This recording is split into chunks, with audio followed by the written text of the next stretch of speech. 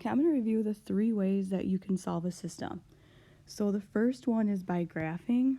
So when you graph, what you're trying to do is find the intersection of the 2 lines. In order to graph these 2 lines, I'm going to put each one of them in slope-intercept form, which means I'm going to solve for y. So why don't you press pause and solve for y in line 1 and solve for y in line 2. So here's what I got when I solved for y in the first one. I got y equals -3 plus x. So what I'm going to do is start at the y-intercept, which is -3 on the y-axis, and my slope is the coefficient in front of x, so I'm going to go up 1, right 1, up 1, right 1. I can also go down 1, left 1. When I'm graphing systems, I want to use as many ordered pairs as possible to keep it neat. The second line is I'm going to start at 3 and go up 7, but I don't have room to go up 7, so I can go down 7 and left 1. It's not that straight, but the intersection is the ordered pair -1, -4. So -1, -4 is a solution. You want to write your solutions as ordered pairs, making sure that you put parentheses around the x and the y. Now, with systems, you should always be able to check your answers. So I should be able to plug in x and y into both equations, and they have to work. So always check your solutions when you're doing your homework or you're taking a quiz or a test to make sure that your answer works. It needs to fit into both x and y if it's a solution, and both equations. The second way to solve a system is by substitution. So in substitution, what you want to do is solve for one of the variables in either of the equations. So to me, I could solve for x in this equation, y, or y. I probably won't solve for x in the second equation because it has a coefficient of 7, but I could. It just makes it longer. So I'm actually going to solve for x in the first equation. So if I add y to each side, I get 3 plus y. Now, if I use the first equation to solve for a variable, I have to substitute into the second equation, or the different one. Whenever you substitute, you must put parentheses around what you're substituting. So I put 7, and now instead of writing x is 3 plus y, so I write 3 plus y minus y equals -3. And now I'm solving in one variable, so I have 21 plus 7y minus y equals -3. Combining like terms gives me 6y. Subtracting 21 from each side gives me 6y equals -24. Dividing by 6 gives me y equals -4. So once I have -4, I can substitute y into the first equation or the second equation, or I can even substitute it up here. As long as you have an equation in terms of x and y, you can substitute into any one of them. Personally, I usually substitute in one of the original ones just in case I made a mistake over here.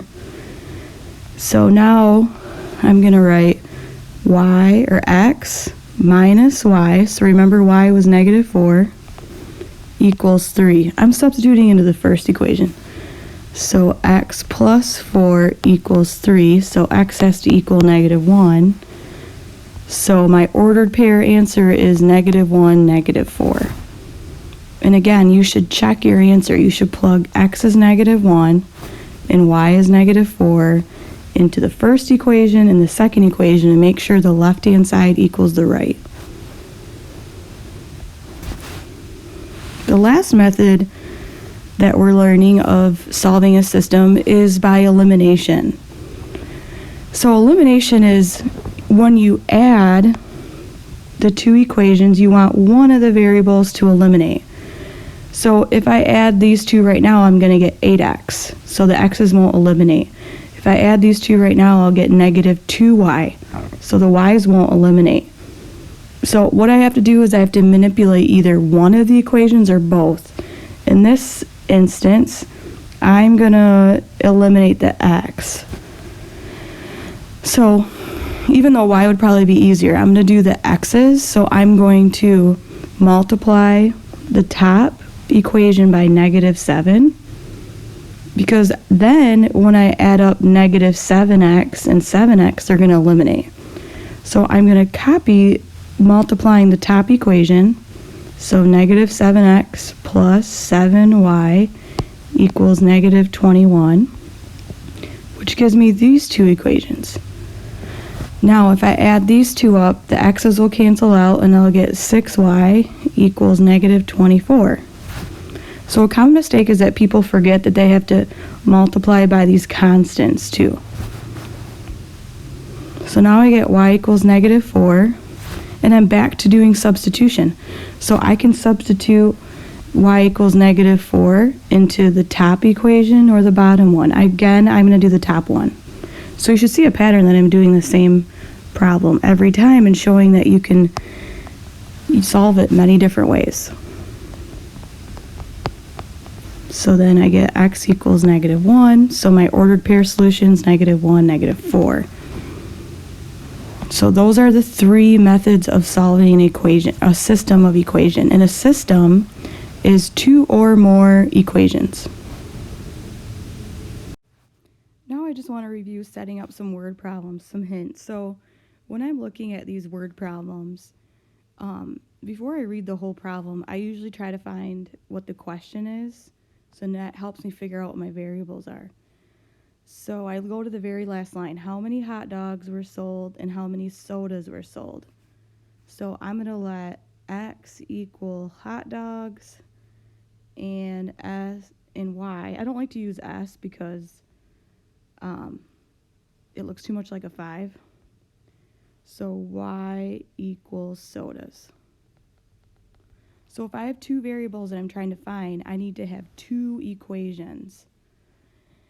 So I go back to the beginning. You are running a concession stand at a basketball game. You are selling hot dogs and sodas. Each hot dog costs $1.50 and each soda costs 50 cents. At the end of the night, you made a total of $78.50. You sold a total of 87 hot dogs and sodas. So you sold a total of 87 hot dogs and sodas. It means that x plus y has to be 87.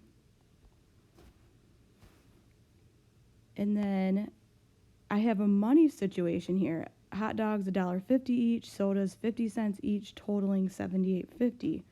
So my total for the money is going to be $1.50 per hot dog plus 50 cents per soda has to equal the total amount of money, which is $78.50.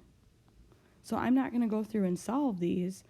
I just want to help you with setting them up. So in this case, you could do elimination.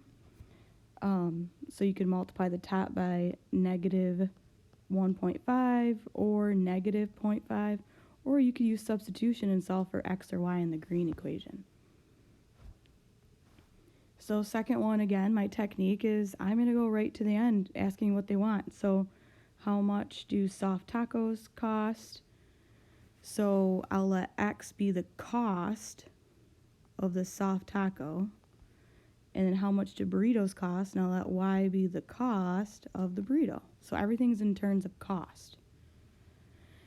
So I go back and read the problem. You and a friend go to Tacos Galore for lunch. You order 3 soft tacos and 3 burritos, and your total bill is $11.25.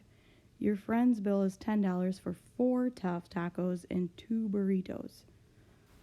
So why don't you press pause and see if you can come up with the system that I do.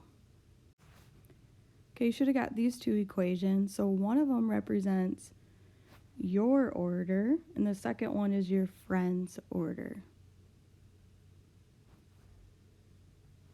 Okay, third. Again, I'm going to use my technique of what do we want to know? How many dogs? So I'll let D be dogs. Chickens will be my variables. The number of dogs and the number of chickens. So I need to have two equations because I have two variables. So since my uncle's farm yard appears to be overrun with dogs and chickens, I asked him, how many of each he had. He responded that his dogs and chickens had a total of 148 legs and 60 heads. How many dogs and how many chickens does my uncle have? So we have something about legs and heads. So 60 heads will be the total number of animals I have because a dog has one head and a chicken has one head. So I'm going to get chickens plus dogs has to equal 60. And that deals with heads. My other equation has to do with legs. So dogs have 2 legs, or 4 legs, and chickens have 2. So it's going to be 2 legs per chicken plus 4 legs per dog has to add up to 148 legs total. The last one, John has 14 coins totaling 230 and only has nickels and quarters. How many of each? How many of each? So each stands for nickels and quarters. So why don't you press pause and see if you can come up with the equation that I have. So I came up with one equation that talks about the total number of coins. And the second one is the value of each coin. So since nickels are valued at 5 cents, I wrote 0.05. So just make sure that I've seen people put 5 nickels in because they're thinking in terms of cents and 25 cents a quarter. And you can do that as long as you think of $2.30 being 230 cents. So this equation works or this equation works. But make sure you don't put 0.5 in.